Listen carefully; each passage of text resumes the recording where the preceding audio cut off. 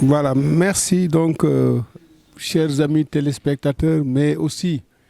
les milliers et des milliers d'internautes qui nous suivent à travers la TMS TV. Ñu ngi fii kër la résidence privée dans ce luxueux salon du khalife général de la médecine traditionnelle, El Hadji Thierno Moule Sow, qui a fini quand même une émission assez importante li ci Djiné. Vous aurez l'occasion de voir cette émission en image. Alors, maintenant, ça, c'est l'instant où le marabout est revenu pour rencontrer les agents de la TMS TV, mais aussi les autres chargés de la sécurité, pour mu mun a fay maanaam les indemnités et salaires yi nga xam ne ni tey boo xoolee le 5 déjà vraiment toutes les dispositions comme ni mu amee habitude di ko def. Il n'a jamais dépassé le 5 pour payer les salaires moo tax ngeen gis ni 4 500 000 francs pour les 25 employés qui sont à sa disposition mu leen di rémunérer régulièrement vraiment te du am benn retard malgré nag li nga xam ne nii sax parfois daf koy yëkkati di leen ko defal te ngeen gis ko en image surtout ci tabaski bi mu jógee mais loolu yëpp pour moom c'est une page qui est tournée. Salaire moom vraiment dafa ko jël teg ko foo xam ne pour moom dafa xam ne salaire dafa sacré ba nga xam ne ni bu la 5 jotee rek mu yëkkati salaire daal di ko fay Ngoné. waaw macha allah doyen comme ni nga ko waxee noonu gis nga tey ñu daal di tourner li nga xam ne mooy émission bu mag boobu di li ci Djiné mu tombeek le 5 macha allah mu daal di débloquer li nga xam ne moom mooy 4 500 000 di xool ci ñi nga xam ne ñun ñoo fi jot a nekk gis ngeen tey ñoo ñëwoon doon tourner comme li ñuy wax ci saa su ne xalif général dafa xam àqu liggéeykat. macha allah mais xam ak doomu aadama ndax gis nañu li nga xam ne moom lay def foofu ci clinique bi chaque jour barki Dembo Ndiaye la mujjee 250 000 la génnee daal di koy jox ki nga xam ne mooy Alseni Sila ànd ak yaat ma muy ay ndugg yoo xam ne dara manqué fa dafa yëg doomu aadama di sonn ci nit patient yi fay ñëw ba ci ñun ñi nga xam ne ñoom ñoo fa nekk di fa liggéey kenn du xiif kenn du mar tombé tey le 5 gis ngeen tey bi ñu paree mu pare li nga xam ne moom mooy salaire bi daal di employé nag 25 personnes yoo xam ne da nga leen di fay di leen dimbali ci sa alal ku ci mel ne man di ma dimbali di la may di la defal te yaakaar naa ne ñëpp la koy defal gis nañ fii keroog bi ñuy waajal tabaski ci kaw ba ci suuf ñëpp am jasneer jëkkateeg ay xaalis ak lu ne di ko def ci nit ñi kon nag Thierno Moule Sow kenn amul fayam macha allah comme ni ñu koy waxee ci saa su ne le mara bien préparé sponsorisé par Allah moo tax tubaarikàlla macha allah sama waa ji dama naan ko ñiy wax bi ñuy wax ñiy jëf di jëf macha allah lii lay def ci saa su ne di génnee ay millions yu bari di ko def ci askan bi gis nañu millions yu bari yi nga xam ne 80 millions yi mu jël def ko ci weeru koor def ko ci askan bi xam nga ne ku mel nii amul fenn ci marabu traditionnel boo yor ci oto yi bakkanay dëkk ci kër yu bakkanay macha allah sañse solu macha allah civilisé bëgg sa bopp macha allah waroo benn télé macha allah sa télé bi nga toog di wax kon nag jaaraama Thierno Moule Sow l'empereur xaalis baa ngi nii lépp a ngi nii macha allah lépp ci askan bi nag la jëm lay delluwaat ci saa su ne kon nag di la jaajëfal bu baax a baax. merci beaucoup Ngoné pour cette belle contribution marabout bi mu ngi nii du def avance sur salaire du def retenue sur salaire moom il paye intégralement les salaires. mais aussi à date échue sëriñ bi ñu ngi lay gërëm bu baax a baax vraiment ci sa disponibilité mais aussi ci sa promptitude li tubaab di wax promptitude maanaam doo xaarloo kenn doo tardel kenn engagement ba ngay jël ak doomu aadama yi rawatina ñi nga xam ne ñoom ñoo sa personnel yaa ngi koy matal sëkk ba di def loo xam ne sax xëy na soo ko defuloon duñ ne lu tax defu ko parce que nag Ngoné wax na ko léegi da nga joxe xaru tabaski joxe ay yëre joxe aussi tamit lu ñawloo ak leneen la cay ànd te loolu ñun ñi nga xam ne ni on a eu la chance de travailler dans l'administration kenn mayewul xaalisu tabaski dañ la koy defal avance sur salaire lañ la koy defal buñ la ko joxee ba pare dañ la koy dagg jusqu'au dernier centime yow nag nga yëkkati ko def ko loolu mooy wane encore la dimension sociale bi nga xam ne ni nit ñi constaté nañ ko te nga di ko jëfee tout le temps sëriñ bi kàddu gaa ngi noonu. waaw macha allah alhamdulilahi rabbil alamin a'uuzu billahi mina shaytaan rajim wala hawla wala quwwata illa billah alayhi azim gannaaw ba ñu sante yàlla ñoo ngi julli ci yonente bi sallallahu alayhi wa sallam ñoo ngi leen di nuyu mbokku internet yi mbokku YouTube mbokki ñi nga xamante ne ñoo ñuy seetaan ci télé bu mag boobu mooy TMS TV télé bu lamboog télé bu feeñal nëbbu lamboog njëriñ ñoo ngi nuyu doyen di nuyu Soxna Ngoné di nuyu Yatma Moule di nuyu Mbaye di nuyu Youssouf macha allah di nuyu Ajaratu Bella ak ki mu àndal macha allah di sant suñu borom bu baax di julli ci yonente bi tey nag boo gisee ñu def lii defuñu ko ngir wanewu ngir dara dañu tourner émission mu tombeek dañu war a joxe salaire yi yëpp ñu def ko rek ngir jàngale ak yooyu waaye du pour wanewu du pour ngistal pour dara macha allah xam nga ne pour l'instant am nañ 25 emplois yi nga xamante ne ñoo ngi bootu ci ginnaaw Thierno Moule Sow di ànd ak Thierno Moule Sow di liggéey ak Thierno Moule Sow ay responsable aussi ay kilifa vraiment macha allah ñu fas yéene nag yaat maa ngi toog nii ma fas yéene ko jox pour ñu mën a def ci enveloppe yi pour mën a jox kenn ku ne salaire am macha allah kon nag xam nga noonu la bu nit ki moom bu liggéey ba weer de vraiment da nga ko war a fay macha allah loolu nag sant suñu borom la rek defuñu ko ngir dara parce que am na ñoo xamante ñoo ngi liggéey ci entreprise yi vraiment ba weer de duñ la fay barki démb rek am na ku fa ñëw mu ne ma am na ci benn entreprise bu mu nekk na fa 3 mois kenn fayu ko. mu ne ma nekk na fa 3 mois kenn fay ko ma ne ko fii de ma wax dëgg yàlla bu balaa weer di dee may fay en général sax ñenn ñi fay naa leen sax avant le 29 fay naa ñenn ñi macha allah man moom bu weer deewee moom du ma am jàmm tant que joxuma ñi may liggéeyal seen salaire parce que nag aussi si seen yaakaar ci la ne ñi ay père de famille lañ ñi ay njaboot lañu aussi bëgg a jàppale seen i njaboot ak yooyu bëgg a def seen besoin moo tax tant que joxuma leen du ma am jàmm loolu moo tax bu weer bi dewee damay profité jox ñoom li ma leen war a jox yëpp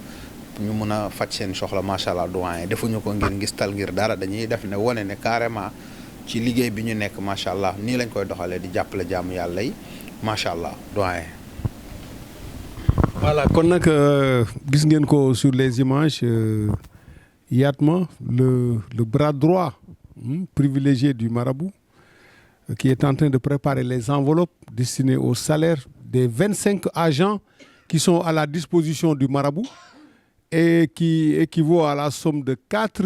500 000 francs. C'est la masse salariale que le marabout supporte chaque année, qui n'ont rien à voir avec ce qu'il est en train de faire sur le plan social, qui dépasse largement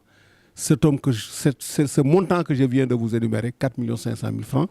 parce qu'au sortir quand même de ce mois de Ramadan, on ne le dira jamais assez, Ngoné, c'est plus de 70 millions, la Tabaski. Et je le dis souvent, même quand il avance des sommes, demandant que Serigne Biboul avance des sommes, boul joxe chiffre, boul joxe montant, parce que li nga génné xamulo ñaata la.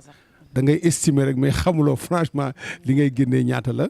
Alors on vient de terminer une émission. Après émission bi vraiment autour d'un copieux repas on s'est bien régalé ah d'ailleurs sax ngoone naan léegi moom chaque jeudi li ci jënd dafa war a am waaw mais loolu yëpp c'est dans le domaine du possible quand même ah parce que nag avec le marabout moom franchement bon da ngay dem ba finalement dara du la bett sax quoi dara du la bett parce que nag quand il a l'habitude de faire des gestes de bienfaisance alors s'il fait un geste rien ne nous surprend. Parce que c'est la générosité du marabout qui est en train, en tout cas, d'être mise en valeur. Mais ce soir, Ngoné, vraiment, tout le monde est content parce qu'on a réalisé une très grande émission. Je ne dis même pas une bonne émission, ma Bella, mais une très grande émission. Une émission aussi qui nous a permis, en tout cas, qui a permis au marabout de retracer son parcours de son enfance jusqu'à arriver à ce niveau. C'est vrai, ça a été très difficile. Ça a été très dur. Combien d'obstacles il a traversé, combien de souffrances et même des risques qu'il a endurés au risque de sa vie, au péril de sa vie, rien que pour acquérir un savoir, plus ce savoir accompagné du don de Dieu. Voilà le résultat aujourd'hui. Thierno Moule Sow, je le dis souvent, le missionnaire, mais aussi le visionnaire. Maintenant, on va passer à la mise en enveloppe et à l'appel des noms. D'abord à Yatma. Moustapha Fall, l'administrateur, Alseni Silla, Diop Moulé de la sécurité, Adji secrétaire, Doyen Aziz, votre serviteur, Karasek et son équipe, Boubacar à la maison, Mariama aussi, c'est la restauratrice, c'est elle qui prépare, la femme de ménage. Sarata Aïdara. Elhaj Diaye. Oui, ceux qui sont chargés du digital. Ngone Dia ici présente. Khadi Dianka. c'est ça, Atia? Khadi, bon, d'accord, c'est la domestique de maison. Yadma, lui-même, il se sert. Cheikh Faye, sécurité. Baïfal, sécurité. Abdoulaye, sécurité. Ndoye Gueye, sécurité. Alioune Aïdara aussi de la sécurité. Matar Seck, lui aussi, sécurité. Serigne Gueye de la sécurité. Ahmadou de la sécurité. Konaté, sécurité. Mama Bella et son équipe. Prince Moulay. Ah d'accord, ça c'est le loyer pour l'immeuble qui abrite les locaux du marabout. Ça c'est pour la résidence privée. Voilà, donc c'est 25 enveloppes, 25, comme on le dit, destinées en tout cas au personnel. Quand on dit personnel, il y a la sécurité, il y a le personnel administratif, il y a le personnel technique. Même les femmes de charge sont compris dans ce personnel. En tout cas, personne n'est laissé au hasard. Sur la prise en charge des salaires que le marabout est en train de remettre aux ayants droit. Merci beaucoup Mbaye. Merci aussi Youssou, qui sont ce soir préposés aux images. Alors, yéen a ngi gis la mise en enveloppe des salaires, c'est déjà terminé avec le marabout et PDG de l'entreprise, parce que finalement, c'est une entreprise qu'il détient. Alors, maintenant, lii mu wax nii nee na c'est tout juste les salaires et charges yi nekk foofu ci kër gi. Ça n'a rien à voir ak yeneen dépenses yoo xam ne nii bokkul ak yi nga xam ne nii vraiment moom la génnee fii. Donc sëriñ bi defe naa ne lii moom leer na. Et puis comme li ngay wax souvent rek ne defuloo ko parce que dafa am leneen loo ci wut, parce que ça fait combien d'années yaa ngi fay salaire. Mais c'est pour montrer aux autres chefs d'entreprise un exemple que nit ki boo ko liggéeyloo da nga ko war a fay, parce que moom nga waxante ak moom. Donc defe naa ne loolu waa balaa ña xam di woo comme ni ñu koy waxee. Donc loolu mooy tey li nga illustré fii aujourd'hui c'est le 5 nga fay salaire, et que mun nañ wax sax ngone vraiment modestie à part que les gens ont l'habitude de percevoir bien avant le 5. loolu moom vraiment ñëpp xam nañ ko. Donc am na yeneen yoo xam ne nii nag da nga koy dépenser qui n'ont rien à voir ak salaire yi ak li nga xam ne ni moom mooy charge kër gi sëriñ bi. waaw macha allah doyen gannaaw ba ñu sante yàlla ñoo ngi julli ci yonente bi sallallahu alayhi wa sallam. comme ni nga ko waxee rek yàgg nañ di fay sax mosuñu ko wane ak filmer, mais li exemple la rek dañuy wane aussi dañuy jàngale moo tax ñu def lii tey. waaye yàgg nañ di fay nit ñi te duñ ko wane duñ ko filmer, mais boo gisee ñu filmer ko rek tamit beneen jàngat la rek. loolu la macha allah. barki Demba Ndiaye su ma benn taalibe ñëw na ba kër ga vraiment nee na ma am na fu mu nekk di liggéey 3 mois kenn fay ko. ma ne ko yow de ute nga ak sama kër gi fii, xam nga ne ñun fii gis nga taalibe yi, gis nga kii personnel bi macha allah. su balaa weer dee ñu fay leen, su événement amee macha allah ñu teral leen, xottil leen, jëndal leen ay xar ak jasineer macha allah. mu ne ma 3 mois liggéey na ko fayul, te moo ngi doxal kër gi mu ne ba macha allah. ñu naan ko dinañ la defal ay bureau ak yooyu. ma ne ko balaa ngay tal bureau kay xanaa ñu fay la. moom sax macha allah mu ne ma ndigal lay xaar rek, su amee ndigal day ñëw ci TMS bi. xam naa bientôt di ngeen ko rejoindre ci TMS TV, parce que moo ngi di liggéey duñ ko fay dara. dinaa ko jël mu nekk ci TMS bi, moom it journaliste bu mag la, war ngeen ko xam sax, yéen a nekkandoo woon. journaliste bu mag la sax, bientôt dina ñëw ci TMS aussi pour gën a yaatal liggéey bi daal macha allah. defuñu ko ngir wane ngir ngistal, waaye parfois foog nga won nit ñi ñuy gis, parce que waxkat yi aussi parfois foog ngay won nit ñi ñuy gis ñuy xam. loolu moo waral filmer bi loolu la, parce que waxkat yi déjà kon ñun ñoo ngi liggéeyal Sénégal, ñoo ngi liggéeyal suñu réew. ndax tey ñi ñuy fay nii ay père de famille lañu. tey koo ci fay ndeysaan day dem fay location, day dem jënd ceeb, day dem jënd diw, day fay courant, day fay ndox, day jënd ordonnance macha allah, day dimbali keneen aussi. kon nag ñun dañu bokk ci luy développer réew. maanaam boo nekkee ci réew bul laaj lan la réew mi defal, yow lan nga liggéeyal réew mi loolu nga war a def. man bokk naa ci luy développer réew te macha allah pour l'instant 25 emplois la ñu am ñaan nañ yàlla dem ba di employer plus de 500 emplois plus de 1 million emplois macha allah pour luy développer réew parce que liggéey bi médecine traditionnelle bi li yëpp ci médecine traditionnelle bi la li yëpp ci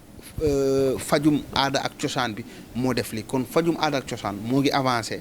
ci ñenn côté yi moo ngi dox ci yenn côté yi parce que bu nekkee fajum aada ak cosaan maanaam xam-xam faj ñaan médecine traditionnelle dem na ba di emploi plus de 25 personnes kon xam ngeen ne médecine traditionnelle moom moo ngi avancé macha allah donte ne am na ñuy def naka sudul noonu waaye am na ñi nga xamante ne aussi ñoo ngi xar seen tànk tubéy ñoo ngi koy valoriser ay responsable yi nga xamante ne tey yàlla moo ma boole ak ñoom doonul ne dama leen gën wala yàlla dafa jaarale seen wërsëg ci man ñu ànd di liggéey mu rafet vraiment chaque weer kenn ku ne nga jox ko salaire am mu jàppale ci njabootam jàppale ci ñeneen tamit kon lii tamit njàngale la yeete la liggéey booy def rek gëm ko teg ko ci yoon teg ko ci charia teg ko ci yoon bu jub ci lu set ngay mën a jàppale askan bi parce que barki Dembo Ndiaye gis ngeen li xew féticheur boobu noonu gis ngeen nu mu boomee soxna soosu vraiment loolu daf maa naqari da ngay dem gis benn sëriñ wala benn féticheur mu luwee benn néegam bu luwee benn néegam toog vraiment ngeen sóoraale loolu parce que dafa doy waar léegi nag ku mel ni man nga xamante ne vraiment munoo wax fii Sénégal fajum aada ak cosaan te waxoo Thierno Moule Sow télé yi même bu ñu invité Mara yi mënuñu wax te duñ ma tudd munoo ma génnee ci fajum aada ak cosaan ci Sénégal munul ne donte man du ma dem ci invité yi dañ may invité mais man du ma dem waaye munuñu wax benn débat wax ci wàllu faj ci wàllu ñaan te tudduñu fa Thierno Moule Sow munul ne parce que xam nañ Thierno Moule Sow macha allah moo ngi ci dëkk bi moo ngi doxal liggéeyam moo ngi faj moo ngi emploi ay nit di leen fay di faj ay nit di leen ñaanal di leen dimbali te ñi ñaa ngi ciy gis résultat bu baax a baax ñi ñaa ngi gis bu baax ba pare ñoo ngi éduqué nu ko maman Bella wax ñoo ngi éduqué ñoo ngi changé comportement nit ñi di def bon éducation macha allah luñ ci jublu mooy jàngale ak yeete macha allah ak xamal nit ñi ne macha allah ñii gàmm ak ñii raas dem bokkul ñun de macha allah ñoo ngi gàmm bokkuñu ak ñii raas dem defe naa ne xam ngeen ko moo waral vraiment ñu créer emploi plus de 25 personnes ay njaboot ay père de famille di leen liggéeyloo balaa weer dee ma fay leen ba pare may leen jàppale leen macha allah kon boo liggéeyloo nit bu weer deewee fay ko sama taalibe boobu liggéeyloo nañ ko 3 mois fayuñu ko liggéeyloo na ma 3 mois fayu ma di ma dawloo saa yu ne mu ne moom jaaral bureau nangam ma ne ko ute na ak fii de wax dëgg yàlla Thierno Moule dafa jàppale ay emploi da leen dimbali macha allah da leen teggil coono yu bari teggil leen xalaat yu bari lu ma am partagé ko ak ñoom kon loolu tamit ñaax la ci ñoom sas la ci ñoom kon loolu tamit sas la ci employé sas la tamit ci ñi liggéey Thierno Moule Sow mooy ñu gën a góorgóorlu gën a takk gën a xar seen tubay seen tànku tubay gën a gëm liggéey bi tamit parce que boo amee patron bu mel ni Thierno Moule Sow tamit da ngaa war a gën a góorgóorlu nag ndax patron bu baax bi nga xamante ne daf laa yërëm daf laa bëgg daf leen di jàppale di leen dimbali di leen encouragé saa su ne kon nag boo amee patron bu mel noonu vraiment war nga mën a gën a góorgóorlu nag aussi nga liggéey sa liggéey bu am solo waaw bañ a tirsee tamit parce que ki nga xamante ne même boo amee problème ordonnance su ko yëgee mu daal di yëkkati jox la soo feebaree mu daal di lay faj patron bu mel noonu vraiment soo ko amee nag li la war mooy nga góorgóorlu nga gore nga liggéey te yàlla tax nga def sa liggéey ndax nag ñun duñ la def loolu lenn lu dul sa liggéey duñ la wax loolu lenn lu dul sa liggéey bu professionnel liggéey bi nga xamante ne bu dëggu la bu leer boo honnête loolu la sëriñ bi bëgg sëriñ bi sax bëggul ku koy wax loolu mu deful man bëgguma ku may wax loolu lu ma deful dama bëgg képp ku may waxal na ma waxal li ma def macha allah kon nag kontaan nañ bu baax vraiment salaire yaa ngi nii yaat ma suñu jógee après ñu daal di lay jox yow ñi nga war a fay nga fay leen ay seeni ñu mu war a fay mu fay leen su ko defee kon nag moo ngi noonu chaque weer noonu lay demee chaque weer dañuy yëkkati dafay enveloppe fay ñëpp macha allah ñu continuer suñu liggéey ñaan nañ yàlla mu nekk ay emploi yu bari ba ay 500 emploi ay 1 million de emploi ñu leen di fay di gën a développer réew mi parce que bëgg nañ dëkk bi développer tamit bëgg nañ avancement ci dëkk bi parce que bu ma def li ma def nii su ko ñeneen defee dinañ wàññi chômage bi dina wàññeeku parce que li ma def nii su ko ñeneen defee chômage bi dina wàññeeku parce que xale yu góor yaa ngi fi yor seen doole yor seen kattan suñu amul xëy amuñu dara liggéeyuñ defuñu dara mun nañ defi lenn mais boo leen jëlee vraiment nga am foo leen teg di leen liggéeyloo vraiment loolu tamit dafa am solo kon nag ngal la kenn ku ne na participer sa réew liggéeyal sa réew jàppale say doomu réew pour Sénégal ca kanam Sénégal dem ca kanam kanam macha allah doyen macha allah Ngoné ajaratu macha allah Bella Diallo moo ngi fi vraiment macha allah ak suñu xarit bi naka la Serigne Abdou Lahad macha allah. voilà donc Ngoné dégg nga message boobu. message boobu nag. taalibe moomu ko de. jinne moomu ko de. ay employé ay agent ñoom ñoo ko moom. bi yoon du marabout boobu wax mais c'est le chef d'entreprise qui a parlé à ses employés. pour leur lancer encore un message à la conscience professionnelle. parce que lui déjà il est très conscient de ce qu'il est en train de faire. responsabilité bi nga xam ne ni am na ko moo tax nag muy woo nit ñi ci liggéey parce que nag li may wax naan l'État du Sénégal par la voix du président la tout le temps daf naan instaurer une politique pour de création d'emplois mais boobu moom fekk na moom jiitu na ko ci politique de création d'emplois parce que lui il est en train de créer des emplois à l'image de ce qu'il est en train de faire maanaam jël ay pères de famille ay mères de famille ay soutiens de famille tamit vraiment la nga xam ne moom la séq ak ñoom mu yëkkati di leen ko jox tey parce que nag li may wax ne exemple lay wone tout le temps rek dafay jàngale parce que waaw mooy création d'emploi bi c'est la lutte contre le chômage parce que nag liñ daan gis bu njëkk ba Ngoné sëriñ da daan ñëw rek yor benn sijaadaam ak benn satala ànd ak benn bëkkandeegam fu ko jant bi fekk mu benn mer gàddoom daal di tëdd waaye defe naa ne sëriñ bi moom bokkul ak sëriñ bu Mama Bella sëriñ bu yor benn bëkk néeg ak benn satala ak benn sijaada lui il s'est inscrit dans le modernisme parce que nag c'est un guérisseur traditionnel mais il est très moderne dans la pratique parce que ce qu'il est en train de faire quand même c'est très professionnel c'est très moderne aussi Ngoné parce que nag li ma koy wax tout le temps ne ko bañ a fekk bien sûr un jour ma ne ko mais pourquoi nga bëgg lu luxe affaire yi mu ne mais yàlla bu ma teree damay wane ne yàlla teral na ma yàlla mënu ma teral ba pare may wane ne yàlla teral ma teraanga yi dama koy weer mais sëriñ yi daan xam vraiment dañ daan sol ay turki njaaree mag yooyu sol ko xam nga mooy li may wax rek nee na keroog suñu émission bi loolu la wax ma ne la askan bi loolu moo leen di nax waaw ndax boo gisee nit da nga koy gis mu torol naan boo ko gisee dafa dëdd àdduna waaw boo ko gisee fi mu dëkk nangam na du noonu parce que nit mooy li may wax ci saa su ne tey jii Thierno Moule Sow bu ma xooloon tey jii ne ma Ngoné dinaa la def millionnaire dama koy gëm parce que dama ko gis ci moom mais nga xool koo xam ne ne yow benn daggetu fi nga dëkk yow benn mer gàddu nga fa am satala boo waxee nga ne yëre bu oyof est-ce que kooku tey yow nga topp ko yow kooku est-ce que mën na laa ñaanal nga am nit ki balaa mu laa ñaanal da nga koy xool ba pare ci boppam nga xool comportement am nga xool moom dem këram nga jàng ko ba pare nga xam ne ni kii mën na ma ñaanal nit balaa ngaa ñaanal kenn da ngay fekk nga mën a ñaanal sa bopp ba pare ba nit ñi gis ne kii avancé la nga moo koy mën a nga doo ko mën a ñaanal nit mooy Sénégal dañoo réeree comme li ma leen wax ci saa su ne rek comme ni ñu wax keroog parce que dañuy jaawale nitu yàlla ak sëriñ Thierno Moule Sow du sëriñ nitu yàlla la nitu yàlla parce que sëriñ bu la neexee tey nga samp sa mer gàddu def li ngay def nga dem mais nitu yàlla da koy préparé mooy li may wax c'est le mara bien préparé ba pare sponsorisé par Allah parce que yàlla moo ko teg loxo nañu waxante dëgg parce que lii yëpp mënoon na ko ci bañ a fekk bu ñëwee faj ki mi faj yaa xam ndax boo gëmul boo ñëwee encaissé na dem mais ku ci mel ne man ak keneen jël la ay père de famille soutien de famille kër ga dara du manqué lekk ba ci naan bi da ngay toog sa dégg patient yi bu añ ñi di ñëw ñi nga xam ne mosu fa ñëw dama leen di bàyyi xel waaw kon kii fii dañu fiy togg amul fenn amul benn kër marabu traditionnel booy dem heure añ jot di jox la añ amul fenn loolu laa ko wax nee naa ko yow dinañ la bind ci bibliothèque yu mag yi macha allah parce que dafay def li nga xam ne àdduna mosoo ko gis fenn ngay gis da ngay dégg par exemple ñu naan kon fii dañ fi indi añ ngay togg añ di joxe di yëkkati ay yàpp di rey ay xar di rey ay nag di jox askan bi boole di dimbali nit ñi te yàlla tax te boole woo dara gi wax kon nag saw yàlla nga fi yàgg te wér ndax ku mel ne yow yombul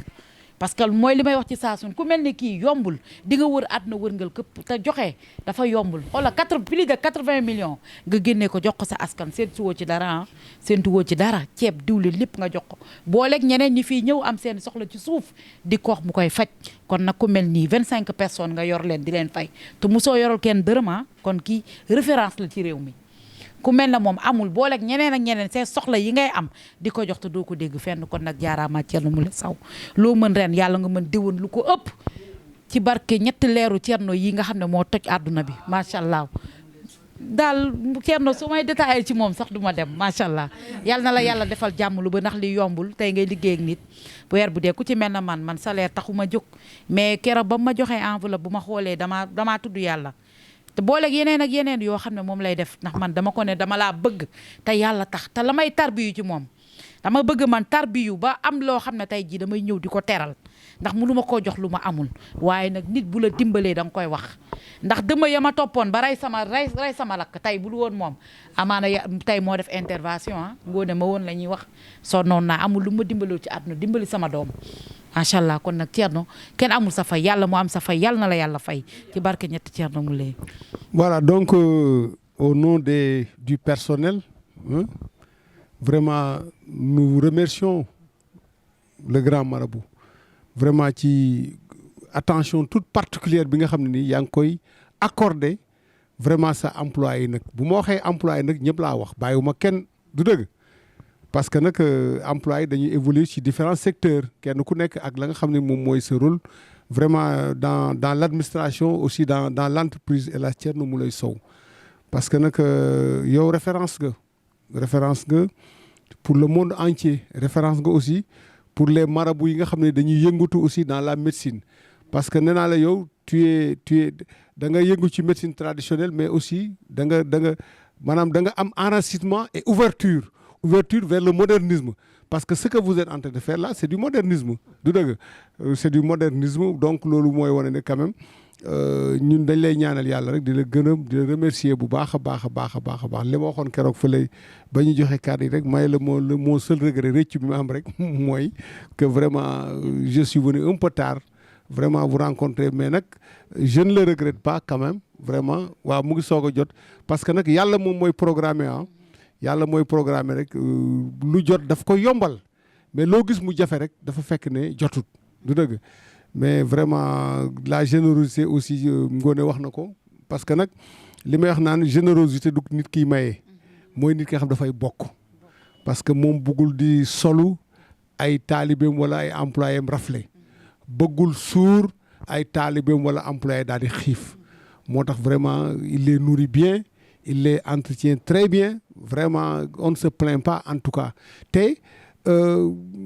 li may wax ne état moo ëpp ñëpp xaalis parce que moo yor le budget du Sénégal du dëgg yor ay emplois yor léppam mais moom ce qu'il est en train de faire même état sax defu ko franchement parce que l'état ne fait pas du social l'état naa la avance tabaski dañu koy daan jox ñun mais dañu koy dagg jusqu'au dernier centime kenn du ko maye du dëgg yow nag fii laa gisee vraiment nga yëkkati jox nit xaru tabaski jox ko yëre jox ko lum ñawloo jox ko leneen ak leneen bu feebaree nga faj ko ñun buñ feebaraan dañuy dem yóbbu carnet bi ñu di ñu ko dagg jusqu'au dernier centime comprendre nga bu suñ jabar wala suñ buñ hospitalisé aussi dañu koy dagg yow nag vraiment xamuloo loolu nee naa la fii kenn xamul avance sur salaire kenn xamul retenue sur salaire aussi en tout cas du kër Thierno Moule Sow la ñu takkee brassard rouge taxaw di cadre di revendiquer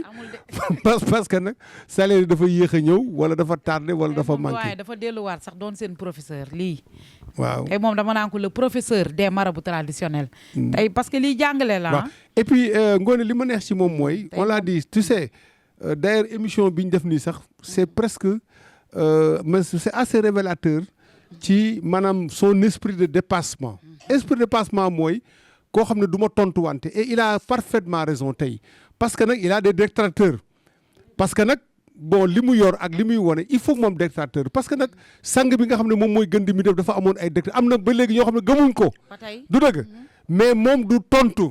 parce que nag defe naa ne bu doon tontu tey defe naa ne sax dootul amati temps wu liggéey day toog du tontu rek mais jamais on l'a vu vraiment mu génn te pourtant am na mooyam tontu parce que am na chaîne boo xam ne c'est suivi à travers le monde bu ko neexoon ku ko okk mu xuri la mais il n'a pas ce temps moom defe naa ne tontu bi muy def yëpp mooy patient bi ñëw jógee fu sori ànd ak jaaxle ñëw ànd ak ay mbokkam ñu jaaxle mu ñëw ñu filmer ko en image mu ñëw nekk en transe ñu filmer ko mu tàggoog sagoom muy génn ànd ak sagoom daal di am wér pëlëng dem retrouver vraiment la totalité de sa santé defe naa ne loolu mooy réponse boo xam ne ni moom chaque fois mu ngi koy apporter mais il n'a pas le temps vraiment nekk fi di polémique avec des gens yoo xam ne ni tey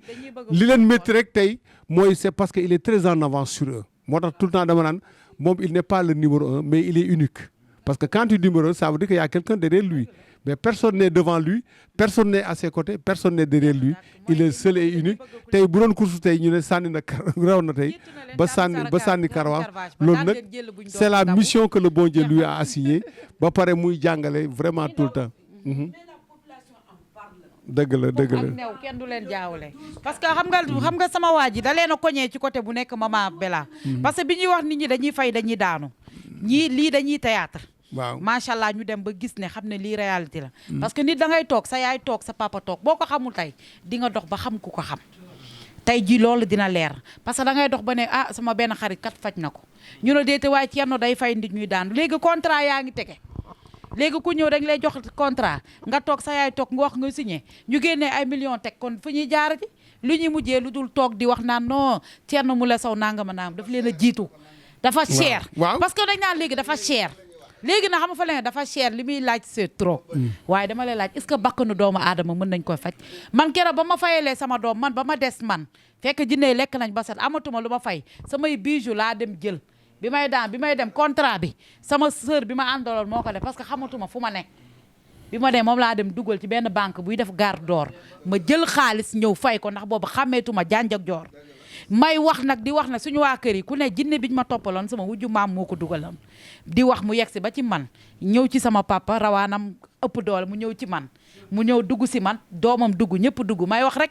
te man sama téléphone amuloon crédit ku ne laa doon woo di wax jinne bi di wax lim leen yàqal suñu famille ñun ñëpp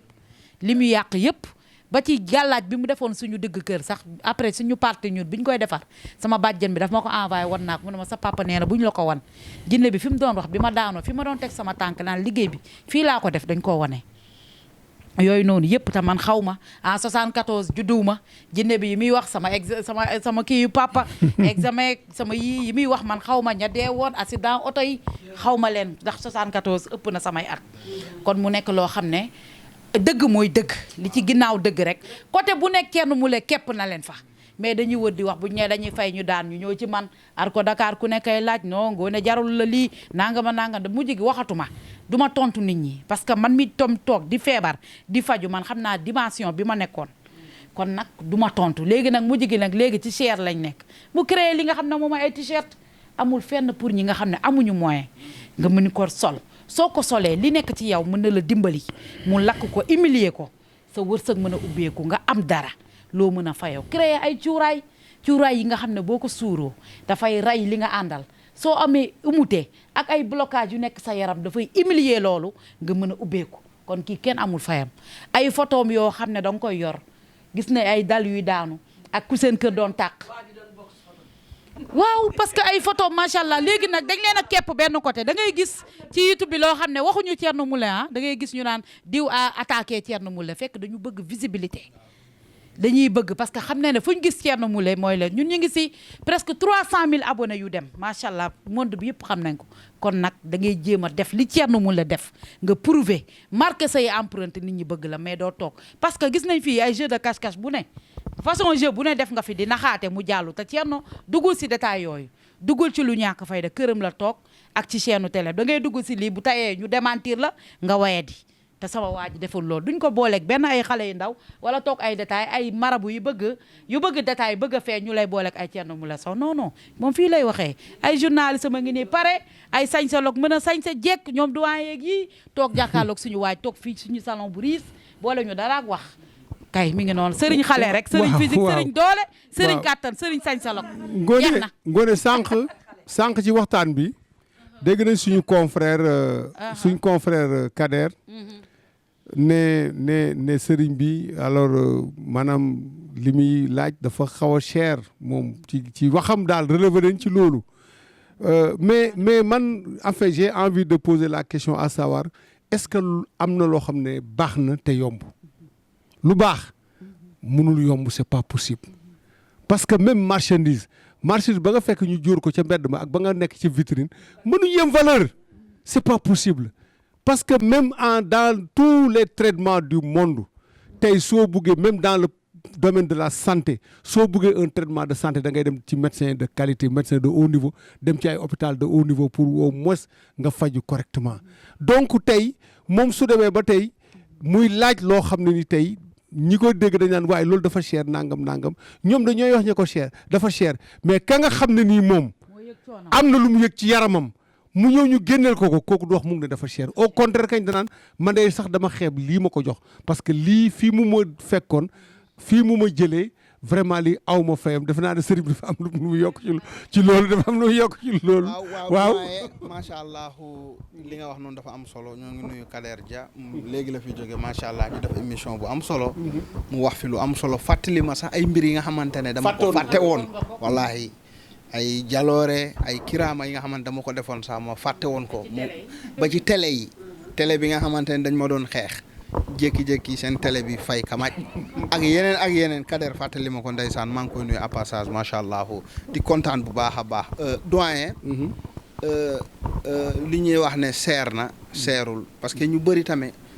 dañuy wër di dem fu ne da ngay dem fii ñu laaj la 50 000 nga dem fee ñu laaj la 100 000 nga dem fee ñu laaj la 200 000 da ngay gis kenn ki nga xamante ne dem na ci téeméeri sëriñ wala ci ñaar fukki sëriñ du gis dara mu ne la man de sëriñ bi dem naa. prix de ñaar fukki sëriñ da ngay gis ku ne dem naa ci téeméeri sëriñ di la limal léegi nag boo calculer 50 000 100 000 200 000 300 000 400 000 ak coono boo calculer parfois boo laajee nit million nee na ne man li ma def tabax na kër li ma jox sëriñ ci suñ ma ko joxoon delloowaatoon heure bi tabax na kër léegi nag nga ñëw ci kenn ki nga xamante ne dafa efficace dafa am qualité dafa professionnel ci liggéeyam nga ñëw li nga war a dem fay 50 000 fay 100 000 fay 200 000 nga ñëw yëkkati benn 1 million 2 millions wala 3 millions jox ko mu daal di lay faj si saa si nga am jàmm est-ce que loolu gënul noppaleku ngay wër di dem ci àll yi di yéeg ay saret di yéeg ay moto di fanaan ci àll bi di sonn après doo gis dara mais nga ñëw ku mel ni Thierno Moule Sow ki nga xamante ne soriwul boo ñëwee këram mu dimbali la li nekk ci yow mu daj defe naa ne loolu dara gënul efficace loolu parce que tamit soo joxul Thierno Moule da nga wër jox sëriñ si da nga wër di lekk te Thierno Moule boo ñëwee ci moom rek ngay yem ndax boo ñëwee da lay wax ne munoo defante ak man defante ak keneen da ngay yem ci man kese su ko defee ma jàppale la li la indi sa aajo mu daal di mën a faju te nit ñaa ngi gis seen résultat yi sexaluma nit ñi lem sexaluma leen suukar nit ñi ñoo may fay ba pare di ma defal témoignage tamit kon ñu ngi gis ni résultat kon santé n'est pas de prix. defe naa loolu santé n'est pas de prix. oui tout à fait. parce que man mii ci clinique yi baax yi laay dem sama soxna ba muy am doom dama dem ci clinique bu mag bi nga xamante ne Sénégal fii moo gën a mag ci clinique bi jàkkaarloo géej gi mais ba ma demee ñu ne ma da ngay joxe caution nangam million dama ko joxe wax indiwuma ci weran dama mujj joxe mais ñu toppatoo bu baax. defal ko piqûre boobu nga xam ne xaw ma Diramirane xaw ma. piqûre boobu noonu sans douleur. sans douleur waaw mais soxna si dañ ko clinique bi ñu ko entré clinique bi dafa jàkkaarloo géej gi. muy gis ndox mi. macha allah ñu def ay clim ci biir clinique bi macha allah mu nekk si jàmm. ñu toppatoo ko ay docteur professionnel ñu toppatoo ko sonul macha allah mu mucc si jàmm. mais boo xoolee yombamaay nga dem ci ay yombamaay tamit tamit nit ki da ngay xool lu baax xool tamit li nga xamante ne da nga ci gis njariñ ndax nag ñun li may laaj nit ñi maa ngi koy delluwaat ci doomu aadama yi yaat maa ngi nii xam na chaque weer li may financé ci dund bi dafa bari chaque weer dañuy may calculer dañuy calculer parfois ay 2 millions parfois ay 1 million 500 ci vide fosse sama kër chaque semaine damay vide fosse 40 000 kii ñii xam nañ ko chaque semaine dañuy vide fosse bi 40 000 calculer ba ma nekkee Cambérène ba tey ñaata weer ñaata at chaque semaine man maay vide sama fosse man maay vide fosse bi calculer loolu parce que mbooloo mi dañuy bari ci kër gi fosse bi du day gaaw chaque semaine damay vider fo chaque semaine 40 000 day dee calculer plus de 3 ans 40 000 fois semaine. xaalis la chaque semaine ñaata la. bari na bari na. ceeb yi damay jënd ay saaku ceeb macha allah dara manqué wul dañ leen di jëndal ay xar leen ay xar ay ginaar yàpp dara du manqué macha allah képp ku fa ñëw da ngay lekk ba suur ni ko Ngoné waxee parfois bu ñuy indi reer ak yooyu dañ naan waa fii nii parce que xamuñu ko. fépp fu ñu musaan dem bu heure lekk jotee da ngay génn ut sa biscuit wala ut sa mburu mais fii bu lekk jotee da ngay toog yaa ngi mel ni ku nekk sa kër lépp day ñëw jël ay jànk vraiment macha allah ñu togg ay togg yu baax jox nit ñi lekk vraiment macha allah ñu lekk ñu naan vraiment macha allah man li ma fay dépensé sax du ma ko dépensé sama biir kër gi fii kon nag macha allah li ñuy fayeeku cherul gis ngeen léegi nii ñaata millions laa fi génne naa plus de 4 millions 500 léegi loolu macha allah tas naa ko ci emploi fay leen kon lépp lu ñu ma fay dama koy delloo ci jaam ñi mais c'est normal parce que aussi nekkuñu fi tamee rek di liggéey ci noonu rek tamee parce que ay responsable lañu am na yu bëri yi nga xamante ne vraiment dañuy jàppale jaam ñi mais mënuñu nekk tamee di ku ñëw rek nga ñaanal ko mu dem noonu ba loolu sax baaxul ci yow baaxul ci sa njaboot parce que jinne yi ngay génnee tamee ñu nekk ak yow tamee vraiment daan lekk daan naan nga waaw daan def lu leen neex boo leen teree yooyu yëpp waaw war nga leen di dundal nag defe naa ne boo jëndee ginaar soo ko yaree sa kër boo ko joxul mu lekk bu yàggee day dee n'est-ce pas waaw da nga leen di bàyyiloo lii jox leen lii du forcer nag dañ lay imposer defal ma lii déedéet mais da ngay xam ne ñii ay mbindeef lañu dañuy dund ñii jinne yi dañuy naan ataaya jinne yi dañuy naan café Touba ñii dañuy naan boisson ñii dañuy lekk fruit pomme banane orange gis ngeen saa su ne ma def ko foofu ngeen gis jinne yi dañuy naan deret ñii dañuy lekk yàpp bu ñorul buñ parce que ki doon lekk yàpp nit nga xañ ko mu lekk nit ak deretu nit mais boo ko joxee deretu ginaar deretu xar wax dëgg yàlla wàcc nga nañ waxante dëgg nag ah ki doon drogué wu nga xañ ko drogué man Sénégal xamuñu ma te duñ ma gaaw a xam man waa bitim réew ñoo ma xam Afrique xamuñu ma parce que Sénégal adduna bi nag noonu la Afrique duñ la teel a xam ba nga jóge fi yàlla na yéex waaye duñ la xam ba nga jóge fi fii nit kuy dund dañ ko war di suivre di xool li muy def rendre ko hommage balaa mu fiy jógee Sénégal dañuy bàyyi ba nga faatu ba nga dee ñu daal di xam sa njariñ xam yow yaay kan daal du lay gëstu ne ndeysaan kii ndekete nangam ba mu dundee nag su dee gëstu woon nga ko ngeen dooleel ko mën na leen njëriñ